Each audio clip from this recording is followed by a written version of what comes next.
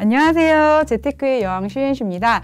지난 1부에서는 우리가 공모주 투자에 대한 아주 기초 부분을 제가 알려드렸다면 이번 2부에서는요. 공모주 정말 투자할 때 내가 어디를 봐야 되는지, 내가 어느 부분을 공부를 하고 투자를 해야 되는지 이런 부분 제가 차근차근 짚어서 알려드리도록 하겠습니다. 그렇다면 공모주 열기 왜 이렇게 뜨거워진 건가요? 공모주 열기가 뜨거워진 이유는 사실 크게 두 가지인데요. 첫 번째는 시중에 단기성 자금이 굉장히 늘어났다는 겁니다. 제가 공모주 마감할 때마다 포스팅에 늘 이런 얘기를 쓰곤 하는데요. 청약이 마감되고 나면 나만 돈이었구나. 이런 얘기를 종종 하곤 합니다. 그만큼 시중에 굉장히 돈이 늘어나고 있고요. 실제로 공모주 청약이 마감이 되면 이런 작은 기업에 이런 증거금이 들어올 수 있어? 할 정도로 굉장히 정말 자금이 많다라는 거를 우리가 볼 수가 있고, 그다음에 두 번째는 뭐냐면요. 작년 6월 달에 매도 개편안이 됐어요. 그러면서 상장 당일에 공모가의 60에서 400%까지 주식이 오를 수 있는 이런 여지가 생기다 보니까 실제적으로 올해 상반기 공모주 평균 수익률이 124%로 역대 최고 수익률을 기록을 했거든요. 그러다 보니까 이거 단기적으로 큰 돈 벌 수 있네? 아니면 뭐 단기적으로 커피값이나 치킨값 벌 수 있네? 이런 심리들이 굉장히 적용을 하면서 요즘에 공모주 투자가 그렇게 참여 건수가 굉장히 좀 늘어난 모습을 볼 수가 있어요. 거기다가 올해 상반기에는 주식시장이 굉장히 좀 지루한 박스권 흐름이었었거든요. 그러다 보니까 상대적으로 이제 막 신규 상장하는 그런 공모주들의 시세가 굉장히 좀 변동성이 컸다. 그래서 열기가 더 뜨거워졌다. 이렇게 볼 수 있겠습니다. 제가 이거 정말 많이 하는 얘기인데요. 우리가 이렇게 이제 어떤 공모주 투자하려고 보면은 대여라는 단어가 참 심심치 않게 뜨이거든요. 근데 여기에서의 대여라는 거는 수익률을 뭐 크게 낸다라는 대여가 아닙니다. 여기에서의 대여는 공모 규모가 크다. 기업의 규모가 크다의 대자지 절대로 수익을 많이 내주는 대여가 아니기 때문에요. 수익률과 비례하지 않는다라는 사실을 꼭 기억하셔야 됩니다. 그래서 대여라고 해서 이 종목 투자했는데 왜 이렇게 수익이 나지 않나요? 라고 실제적으로 문의 주시는 분들이 굉장히 많거든요. 그래서 대여는 수익률과는 다른 개념이다. 이렇게 보시면 될 것 같습니다. 목돈이 없는데 공모주 투자할 수 있을까요? 2020년도에 공모주 개편안으로 인해서 제가 1부 때에도 잠깐 말씀드렸지만 공모주 예전에는 비례 배정만 있었는데 이제는 균등 배정, 비례 배정으로 나뉘어 있어요. 그러다 보니까 균등 배정만 참여를 할 수가 있거든요. 최소 청약 수만 내가 청약을 하게 되면 균등 배정으로 인해 청약 건수대로 해서 내가 배정을 받을 수가 있기 때문에요. 소액으로도 얼마든지 투자가 가능합니다. 대신에 소액으로 투자를 하다 보니까 내가 아예 배정을 못 받거나 또는 한 주만 배정을 받을 수가 있어요. 요즘은 정말 한 주 아니면 무배정, 이게 거의 좀 일상화되어 있는 것 같은데 내가 너무 큰 수익을 바라면 안 된다. 그 말씀을 좀 드리고 싶어요. 내가 10,000원짜리 청약을 했는데 이게 무조건 떴다불 가서 40,000원 갈 수 있다라고 생각하시면 안 됩니다. 그래서 내가 간단하게 그냥 커피값 정도 번다, 치킨값 정도 번다, 요 정도 생각하시고 접근하시면 목돈 없이 누구든지 투자를 하실 수가 있습니다. 자금이 없는 투자자에게 결국에는 균등 배정이 답인 것 같은데요. 균등 배정을 더 받을 수 있는 노하우가 있을까요? 균등 배정은요, 아까도 말씀드렸지만 청약 건수, 머릿수대로 배정을 하기 때문에요. 아무래도 최근에는 이제 청약 건수가 늘어나면서 무배정인 경우들이 굉장히 많아요. 그러려면 청약 건수를 최대한 늘려야 되잖아요. 그렇게 하기 위해서는 가족 계좌를 이용하시는 게 아무래도 좀 더 유리합니다. 그래서 미성년 가족이 있다거나 아니면은 이제 신랑 계좌, 배우자 계좌까지 이렇게 동원을 하시면 아무래도 계좌 하나 있을 때보다는 더 유리하니까요. 그렇게 가족 계좌를 이용하시면 될 것 같습니다. 금융사마다 약간 차이가 있더라고요. 그래서 어떤 금융사 같은 경우에는 이제 대리인이 계좌 개설할 수 있도록 그렇게 신분증이나 뭐 이런 것들이 있으면 개설이 가능한 데도 있는데 요즘의 트렌드는요. 대부분은 본인 핸드폰으로 본인이 인증받아서 또는 얼굴 인식도 하더라고요. 그래서 대체적으로는 본인이 계좌 개설을 해야 되고요. 그러니까 이제 배우자 같은 경우에는 성년이기 때문에 본인이 개설하는 것 맞고 이제 미성년 자녀 같은 경우에는요 우리가 그 신규 계좌 개설할 때 그 서류 있죠 가족관계증명서 그다음에 아이 명의로 되어 있는 기본증명서 예, 그다음에 엄마의 신분증 이렇게 있으면은요 요즘에는 대리인도 계좌 개설 온라인으로 할 수 있습니다. 생각보다 굉장히 잘 돼 있어요. 저도 한번 개설해봤는데 보통 신청하면은요 이틀 안으로는 계좌 개설이 돼서 계좌번호까지 다 떠서 오거든요. 예, 그렇기 때문에 가족 계좌 개설도요 굳이 내가 영업점 내점하지 않아도 요즘에 특히 증권사는요 영업점도 없어요. 그래서 내가 집에서 간편하게 가족 계좌 개설을 할 수가 있습니다. 비례 배정에서 노하우는 사실 두 가지입니다. 첫 번째는 돈이 많으면 됩니다. 어차피 내가 넣은 돈에 대해서 내가 넣은 청약 주수에 대해서 경쟁률대로 안분 배정이 되기 때문에 돈이 많으면 되는데 자, 두 번째 유의할 건 뭐냐면요. 내가 돈이 아무리 많다라고 해도요. 청약할 수 있는 주식수가 정해져 있어요. 그렇다 보니까 나는 돈이 이렇게 10억이 있는데 청약하려고 했더니 3억까지밖에 안 된다라는 거예요. 자, 이렇게 됐을 경우에는 어떻게 해야 되냐면 해당 주관사에 내가 우대 조건을 만들어 놓으면 됩니다. 그래서 청약 우대 조건을 만들게 되면 일반 청약자들에 비해서 조금 더 많이 청약을 할 수가 있는데 자, 문제는 뭐냐면요. 이 조건을요. 당장 맞추는 게 아니라 미리 3개월부터 맞춰놔야 된다라는 겁니다. 대부분의 증권사가요. 우대 조건을 어떻게 만드냐면 3개월 평잔 3천만 원 이런 식이에요. 3개월 평잔 3천만 원은 무슨 뜻이냐면 3개월 동안 평균 잔고가 3천만 원이어야 된다는 뜻입니다. 그러니까 3개월 동안 쭉 3천만 원이 돼야 되니까 이게 또 만만치가 않거든요. 그래서 자주 공모주를 하는 그런 주관사 같은 경우에는 아무래도 우대 조건을 미리미리 맞춰두는 것이 내가 비례를 더 많이 배정받을 수 있는 그런 또 조건이 될 수 있으니까요. 그런 것들 꼭 미리 챙겨두시기 바랍니다. 공모주 투자 시 수요 예측이라는 단어가 자주 보이는데 이 수요 예측은 무엇인가요? 자, 수요 예측은요 단어 그대로입니다. 어떤 상장 예정 기업에 대해서요 주관사가 기관의 수요를 예측하는 그런 과정이다라고 보시면 되는데요. 최근에는 공모주 수익률이 굉장히 제가 올해 한 해 굉장히 좀 좋았다라고 말씀을 드렸는데 그러다 보니까 기관들도 적극적으로 참여를 하고 있어요. 그래서 최근에는 기관들의 그 참여 건수라든가 경쟁률도 굉장히 높은 편입니다. 그래서 수요 예측은 기관들의 수요를 물어보는 그런 과정이다라고 보시면 될 것 같습니다.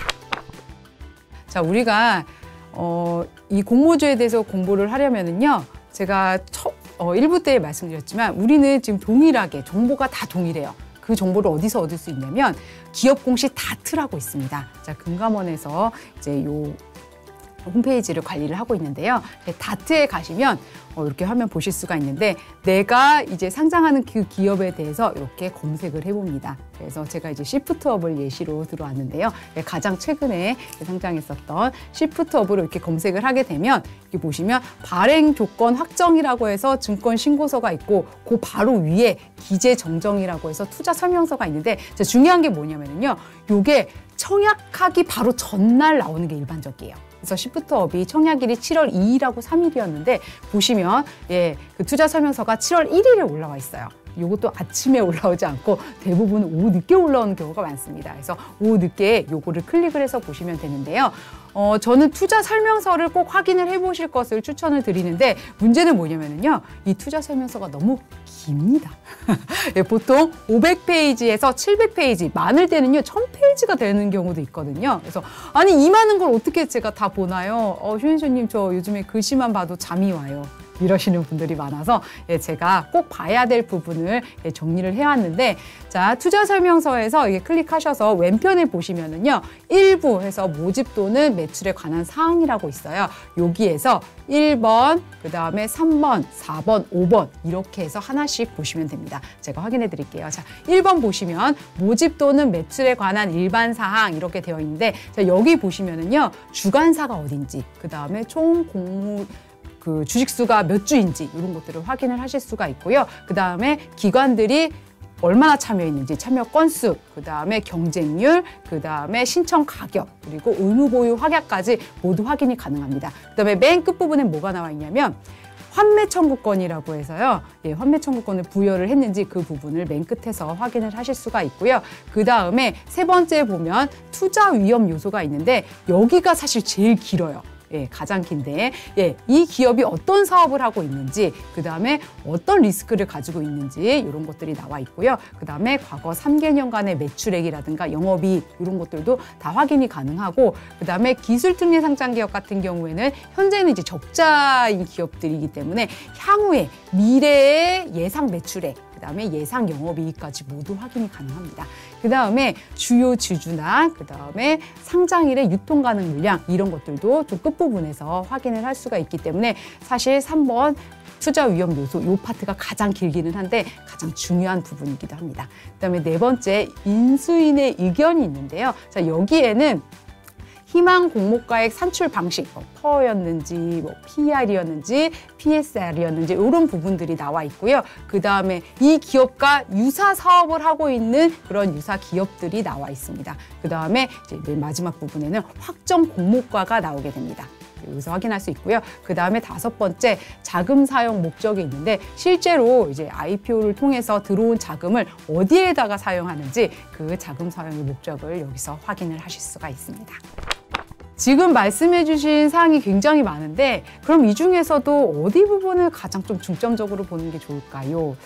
저는 사실 3번하고 5번이라고 말씀을 드리고 싶은데 이 중에서도 가장 중요한 건 5번이라고 생각합니다. 왜냐면은요, IPO를 통해서 자금을 이제 흡수를 하잖아요. 그러면 이 들어온 자금을 대체 어디에다 사용하는지 투자자가 좀 면밀하게 봐야 된다는 거죠. 그래서 가끔 이런 기업들이 있어요. 이렇게 자금이 들어왔는데 그 자금을 기업 그 사업 용도에 사용하지 않는 그런 기업들이 있습니다. 예를 들면 뭐 대출금을 상환한다든가, 대출금 상환은 차입금 상환이거든요. 그럼 어떤 기업들은요, 땅을 산다거나 아니면 사옥을 올리는 것들도 있거든요. 저는 개인적으로 이런 기업들은 투자할 때 좀 주의하셔야 된다고 생각합니다. 실제로 사업 부분에 써야 되니까요. 그래서 이런 부분들 좀 면밀하게 보셔야 된다고 생각합니다. 제가 1부에서 공모주 투자하는 그 순서를 알려드렸었는데요. 제가 그때는 조금 간단하게 알려드렸거든요. 자, 이번에는 조금 더 디테일하게 깊숙이 알려드리도록 하겠습니다. 자, 첫 번째는 내가 청약할 종목과 청약일을 미리 이제 확인을 해야 되잖아요. 그래서 이 확인은 아까도 제가 말씀드렸지만 저는 38 커뮤니케이션이라는 홈페이지나 어플도 있어요. 어플을 통해서 확인을 하고 있고요. 미리 이제 확인을 하는데 여기서 뭐가 중요하냐면 주관사 계좌가 중요합니다. 왜냐하면 해당 주관사에서만 청약을 할 수가 있어요. 이런 질문 많이 해요. 예를 들어서 이제 시프트웍 같은 경우에 공모주 청약할 때 한투증권에서, 한국투자증권에서 이제 청약을 할 수가 있었는데 근데 슈인씨님 저는 계좌가 삼성증권 계좌만 가지고 있는데 시프트웍 청약할 수 있을까요? 라는 질문 진짜 많이 하시거든요. 안 됩니다. 결론은 안 돼요. 그래서 내가 해당되는 주관사 계좌에서만 청약을 할 수가 있기 때문에 주관사 계좌를 꼭 가지고 있어야 돼요. 자, 그렇다면 중요한 게 뭐냐면요. 증권사 계좌를 많이 가지고 있을수록 아무래도 공모주 투자할 때 더 유리할 수밖에 없습니다. 그래서 저 같은 경우에도요, 우리나라에 있는 증권사 계좌 다 가지고 있거든요. 그래서 주관사 계좌는 내가 시간 있을 때마다, 틈날 때마다 개설을 해두시는 것이 굉장히 좀 중요합니다. 최근에는 이제 단기간 다수 계좌 개설이라는 게 생겨가지고 영업일 기준으로 해서 20일에 하나씩만 개설을 할 수가 있어요. 이런 것들 미리 계산하셔가지고요. 미리미리 좀 주관사, 증권사 계좌를 개설해 두시는 게 좀 필요하고요. 자, 그 다음에 이제 종목을 쭉 이렇게 보고 내가 투자할 종목을 선택을 했다라고 한다면 이 종목에 대해서 내가 좀 확신을 가져야 되니까 제가 아까 말씀드렸던 청약일 바로 전날에 전자공시 시스템 다트에 들어가서 투자 설명서를 쭉 보는 겁니다. 그래서 이거 정말 내가 투자해야겠다라고 한다라면 이제는 투자 자금을 어떻게 준비를 해야 될지, 그러니까 즉 내가 균등만 청약을 할 것인지 또는 비례까지 같이 해야 될 것인지를 좀 고민을 하시고 자금을 어디서 내가 가져와서 청약을 해야 될지를 좀 고민을 해야 된다라는 거죠. 만약에 내가 비례까지 청약을 했는데 이 기업이 정말 너무 괜찮아서 나는 대출까지 좀 받아서 투자해보고 싶다, 마이너스 통장까지 끌어서 청약을 하고 싶다라고 했을 경우에는 중요한 게 뭐냐면요, 대출이자를 미리 계산해 봐야 된다는 겁니다. 그래서 어떤 분 이러신 분이 있어요. 우리가 공모주 비례 배정 갔는데요, 1억에 한 주 받은 경우도 있거든요. 근데 보통 우리가 1억 하면요, 마통이자도 꽤 됩니다. 그래서 이 마통이자가 충분히 이익을 상쇄하고도 남는지를 계산해 보셔야 돼요. 오히려 마토이자가 더 나갈 수 있거든요. 그래서 이런 부분까지 꼼꼼하게 계산을 해두셔야 되고요. 그 다음에 이제 디데이가 됐죠. 주관사 계좌로 청약을 하는데 중요한 게 뭐냐면요. 내가 만약에 대출을 받는다, 아니면 비례 청약까지 파킹 통장에서 끌어서 할 거다라고 했을 때에는 기왕이면 첫날에 청약하는 것보다 청약 마지막 이틀째 되는 날 청약하는 게 아무래도 하루치 이자를 나는 줄일 수가 있다. 파킹 통장 하루치 이자 더 받고 청약하는 거죠. 이런 개념이다 라고 보시면 될 것 같고요. 그 다음에 환불일이 보통 2일 아니면 4일이거든요. 환불일에 꼭 자금을 챙기셔야 되고, 특히 내가 마이너스 통장을 썼다라고 했을 경우에는 꼭 환불일을 기억을 하셨다가 마이너스 통장 갚아야 됩니다. 요거 안 갚아가지고 마통이자 더 나갈 수 있거든요. 이런 부분 챙기셔야 되고요. 그 다음에 가장 중요한 거, 상장일에 꼭 잊지 말고 매도해야 된다라는 거. 우리가 보통 공모주 투자는요, 상장일 시초가에 매도하는 것까지 공모주 투자라고 얘기를 많이 합니다. 그래서 상장일은 꼭 잊지 마시고 미리 체크해 두셨다가 매도하실 것을 추천을 드립니다.